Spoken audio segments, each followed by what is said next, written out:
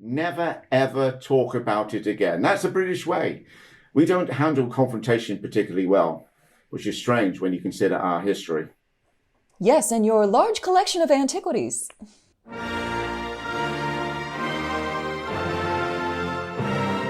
Hello, everyone, and welcome to another episode of A Very Special Relationship, the podcast that takes a look across the Atlantic and asks, hey, everything okay over there? I'm Andrea Bridges-Smith of the Phoenix News Network, and with me is my excellent co-host, Matt Johnston from the Interesting Times. Matt, first up, everything okay over there? Oh, yes, actually, we've had some rather lovely weather for the first time this year.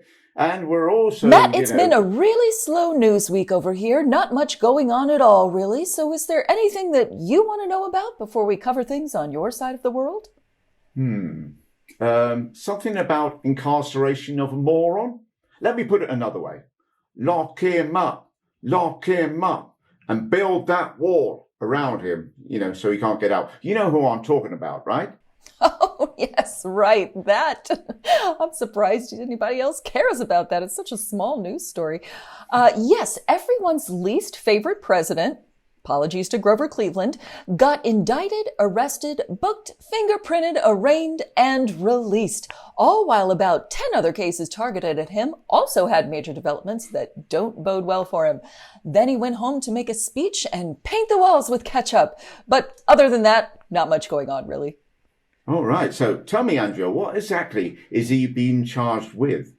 That's a very good question. So the case is a little bit complex, but basically, Trump slept with a porn star right after his son's birth and another model around the same time. So he conspired with a tabloid and his lawyer to cover it all up while he was running for president. But instead of using his campaign funds to, say, buy ad space on Fox News, he wrote checks to his lawyer for legal fees, which should have been labeled as porn star hush money.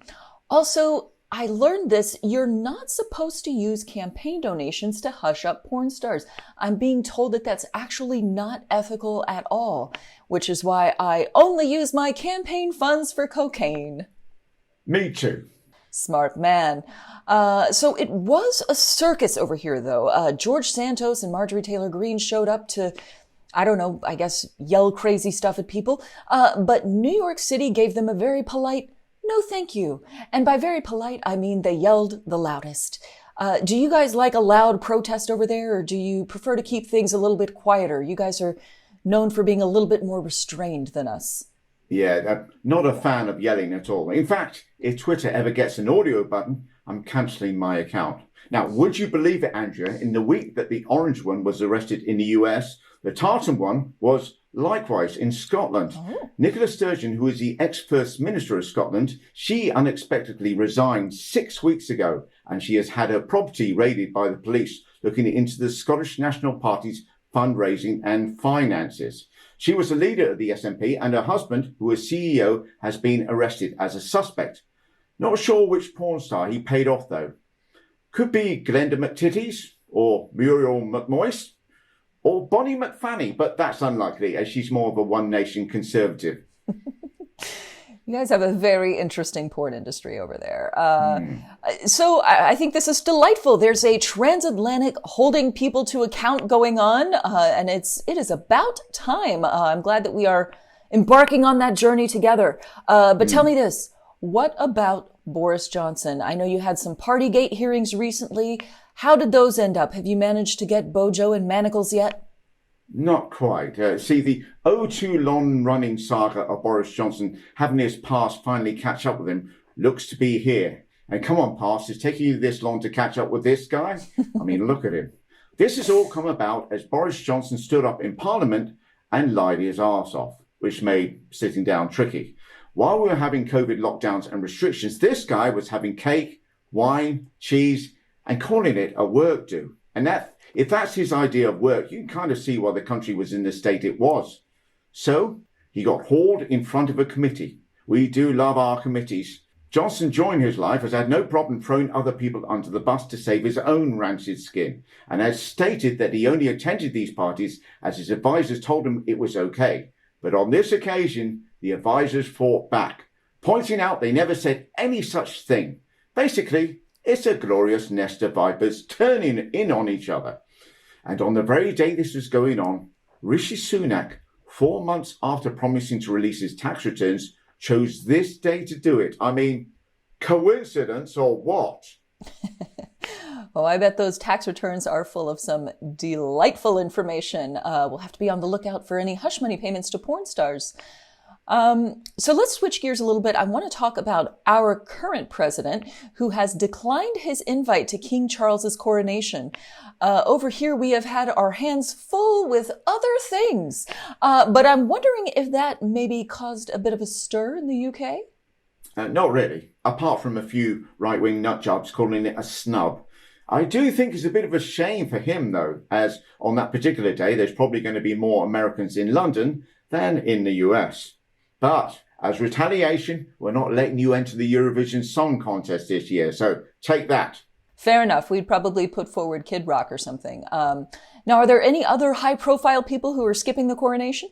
Well, apparently they're having some trouble booking musical acts for the coronation party. I understand a lot of people have actually turned it down. Now, am I right? Trump has a January 6th choir made up of inmates who took part in the insurrection? Oh, yes. Oh, it's a bit of a shame that they'll be still behind bars, I imagine, as having a musical number sung to our king, put on by people who tried to overthrow your democracy, could actually be quite nostalgic. Ah, yes, the good old days of the 1690s. Now, Matt, the conservative half of our government has been busy fighting witch hunts with other witch hunts. What's yours been up to? Well, Andrea, there's been a lot of talk about ex-prime ministers and honorary peerages. Basically, when a prime minister leaves office, they can nominate people into the House of Lords, which pays about £300 a day for life, with added expenses you can claim. So it's nice work if you can get it. Sure. Boris Johnson has nominated a few people and recommended his dad for a knighthood.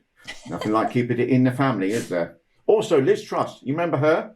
Yeah, she held the office for 1.5 months. She's also putting 4 friends into the House of Lords. And it's not just about the money.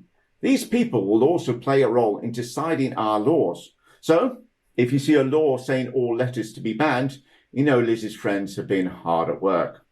Oh dear, I see a lot of caprese salads in your future if they don't get that lettuce thing sorted out, which are arguably better anyway since they involve slabs of cheese. Anything else going on over there? Oh yes, actually. We've actually recently joined something called the CPTPP. Okay, bear with me here. It's quite a mouthful. The Comprehensive and Progressive Agreement for Trans-Pacific Partnerships. Now, I know what you're going to say, Andrea. Aren't you guys in the Atlantic? Well, sure. Details. This is actually part of a £10 trillion market we're signing up to, of which the share to the UK could be, drum roll please, £1.8 billion, possibly, in about 10 years, maybe. And if the market grows as we expect it to grow and all the other countries that say they're going to join actually join. Basically, the word you hear a lot around this agreement is potential. This agreement has potential. It may be on the other side of the world, but it does have potential. It's basically like buying a timeshare on the moon. Snap it up now for a good price and we can worry and work out the logistics like how the hell do we get there later. You know, that sounds a lot like buying real estate in the metaverse. You know, everybody's like, just trust us. You're about to make 11 million bitcoins, which if we factor in the exchange rate and carry the 2, works out to about 11 cents. So good investment. Now, Matt, there's a bill here in Texas that calls for a Texit, which would mean Texas seceding from the rest of the U.S. As a Brexit survivor, do you think this is a good idea? All right. Well, if my admittedly somewhat limited understanding of American history is anything to go by, did you guys try something like that before? Yeah, we did try something like this. No one can quite remember how it turned out, though. All right, well, let me go with a sporting analogy as best I can. If you're playing a team sport, ideally, you want to be able to play with as many people as possible. It's the same advice for orgies. See, going it alone can be tricky. So I suppose you just need to ask yourself, is Texas more golf and tennis or football and basketball? So Texas's DNA is 85% football, which made being the French club president very tricky for me in high school. Now, if we do end up going through with this Texit business, what advice do you have for us from the perspective of someone who's been through Brexit and has learned a few things about intercontinental breakups? As you Americans, or should that be Texans, would say, it's real simple. Whether you do it or whether you don't do it. Once it's done, never ever talk about it again. That's the British way. We don't handle confrontation particularly well, which is strange when you consider our history. Yes, and your large collection of antiquities. Yes, good point. All right, well, thank you very much. I'm afraid that's it for another week. A big thank you to my American friend and co-host, Andrea Bridges-Smith. And if you want to chuckle at what's going on in the US at the moment, and by the sounds of it, now is as good a time as any, let's be honest, you can catch her show, The Friday Phoenix, which is, spoiler alert, out every Friday at Phoenix News Network. And I'm Matt Johnston, and I have a show called The Interesting Times, which is taking a 2-week break at the moment, but you can still subscribe at The Interesting Times UK. Same time next week, Andrea? Sounds excellent, Matt. Good to see you. All right. Thanks, everyone, for listening. Take care, all.